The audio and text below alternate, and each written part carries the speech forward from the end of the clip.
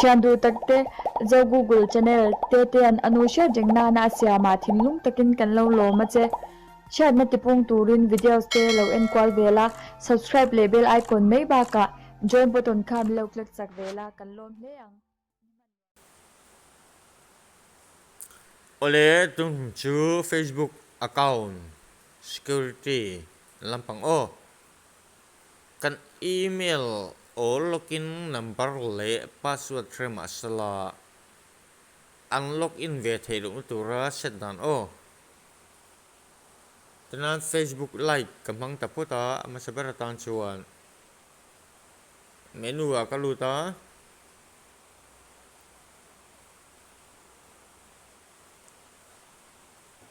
settings a kaluta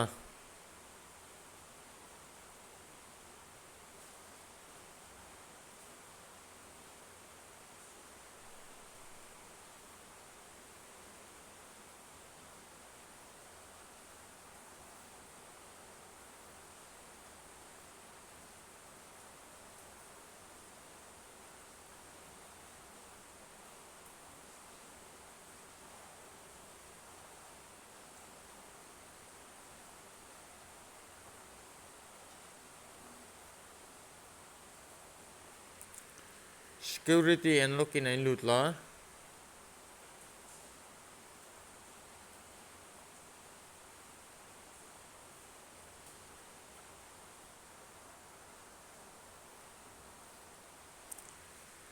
use two factor authentication tên kan lutang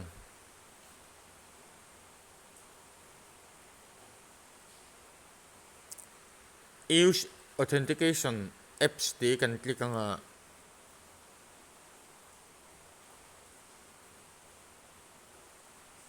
ani open huaya hianin use text message SMS ti kan click ang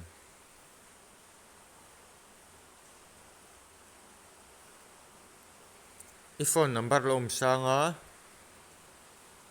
i continue nga password is submit ang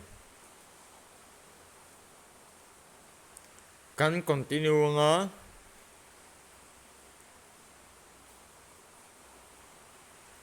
kan number a hanin code alo thanga khi 557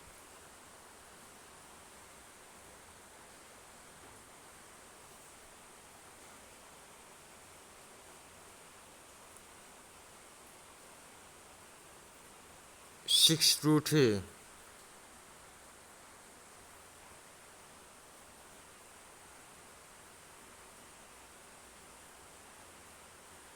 kan type jawa code kha tin chuan kan dan anga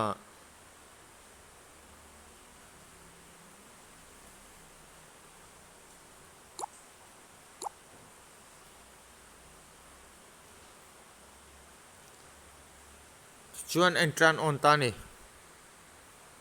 chuanin phone tang mo device ran atang point ni sela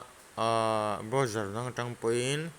application dang atang point han login an tum le taila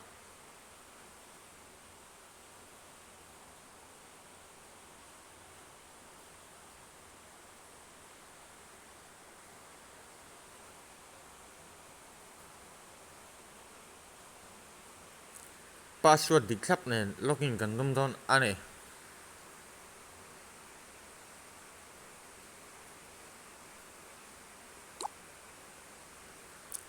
email le password diktak type lut mai la emi hi code submit tu rangai ni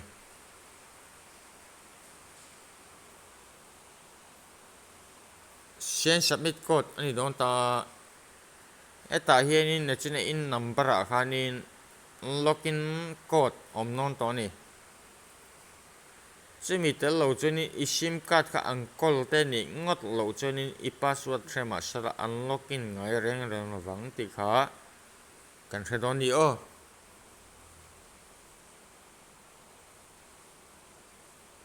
ole kolome lo subscribe bela kolom hleang